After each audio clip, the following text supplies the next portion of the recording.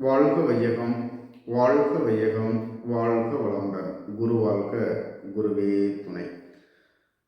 தமிழர் திருநாளாம் தை திருநாள் இனிய பொங்கல் நல்வாழ்த்துக்கள். வாழ்க வளமுடன்.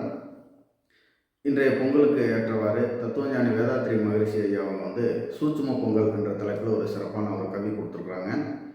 அந்த கவி பார்த்தீங்கன்னா, இந்த பிரபஞ்ச தோற்றத்திலிருந்து 6வது மனிதன் வரை உள்ளதை உணர்ந்ததை நான் உணர்ந்துட்டேன், மற்றவங்களுக்கும் நான் தயாராக இருக்கிறேன் அப்படின்ற முறையில் அவங்க சொல்லியிருப்பாங்க.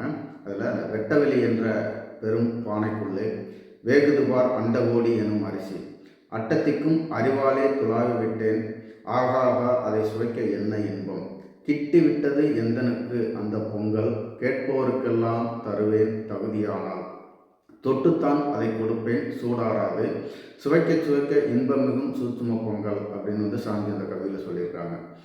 அந்த வெட்டவெளி என்ற பெரும் பானைக்குள்ளே வேகுதுபார் அண்டகோடி எனும் அரிசி அப்படின்னா, இந்த பிரபஞ்சத்தில் இறைத்துகள்லேருந்து விண்கள்லேருந்து கோள்கள், பஞ்சபூதங்கள், ஓரறிவு தாவரத்திலிருந்து 5 விலங்கினங்கள், அதுக்கப்புறம் 6வது மனிதன் வரைக்கும் தோன்றி இயங்கிட்டு இருக்கு அப்படின்னும், அதை அறிவாலே துளாவி விட்டேன், அந்த இறைநிலை உணர்வை நான் அறிவாலேயே துளாவி விட்டேன். இதைத்தான் பாரதியார் சொல்கிறாங்க. காக்கை குருவி எங்கள் ஜாதி, நீல் கடலும் மலையும் எங்கள் கூட்டம், நோக்கும் திசையெல்லாம் நாமன்றி வேறில்லை, நோக்க நோக்க களியாட்டம் அப்படின்னு சொல்லியிருப்பாங்களே. அதே மாதிரி இறைநிலை உணர்வோடு எல்லாத்தையும் பார்த்தோன்னா அதில் என்ன ஒரு இன்பமாக இருக்குது.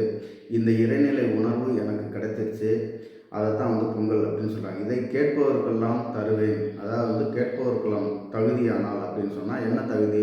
உடல் இருக்கணும், உயிர் இருக்கணும். இந்த இறைநிலை உணர்வு உணர்ந்துக்கிறதுக்கு விருப்பம் இருக்கணும். அப்படி இருந்தால் நான் தொட்டு தருவேன் அப்படிங்கிறத தீட்சை மூலியமாக, அதாவது குண்டலினி சக்தி மூலியமாக நான் அதை தொட்டு உணர்த்துவேன். சூடு ஆறாது அப்படின்னு சொன்னால், அந்த குண்டலினி அப்படின்னா வெப்பம், சுத்த வெப்பம், அந்த உஷ்ணம் ஒரு தடவை தொட்டு உணர்த்திட்டோன்னா அது சூடாறாது. அதை நம்ம அந்த புருவமத்திலேயோ தலை உச்சியிலையோ வச்சுருக்கும் போது என்ன ஒரு இன்பம் கிடைக்கும் அப்படின்னு சொல்லி இந்த பொங்கலுக்கு உண்டானதை சூட்சமமாக நமக்கு மறைமுகமாக சொல்கிறாங்க. சூட்சமம் அப்படின்னா உங்களுக்கு தெரியும், பொங்கல் வைக்கும்போதோ பாயாசம் வைக்கும்போதோ அதில் ஏலக்காய் நிறைய பொருட்கள் நம்ம போடுறோம். எல்லாமே நம்ம தெரிஞ்சு போடுறோம். ஆனால் அதை சுவைக்கும் போது ஒவ்வொன்றும் நம்ம பார்க்க முடியுமா அப்படின்னா, அதை உணர்ந்தால் தான் நம்ம உணர முடியும் அப்படிங்கிறத சூட்சமமாக இந்த பொங்கல் பற்றி சாமி இந்த கவியை கொடுத்துருக்காங்க. இதே மாதிரி இந்த பிரபஞ்சத்தில் இருக்கிற எல்லா உணர்வுகளையும் இறைநிலை உணர்வுன்றதை நம்ம உணர்ந்து நம்ம இந்த பொங்கலை சிறப்பாக கொண்டாடி மகிழ்வோம் என்று கூறி, தத்துவஞானி வேதாத்ரி மகரிஷி ஐயா அவர்கள் வழி நின்று வாழ்க வளமுடன், வாழ்க வளமுடன். நம் அனைவரும் அருட்பேராற்றல் கருணையினால் உடல் நலம், நீலாயுள், நிறை செல்வம், உயர் புகழ், மெய்ஞானம் ஓங்கி வாழ்வோம் என்று கூறி, மீண்டும் ஒருமுறை இனிய பொங்கல் நல்வாழ்த்துக்களை கூறிக்கொள்வதில் பெருமகிழ்ச்சி அடைகிறோம். வாழ்க வளமுடன்.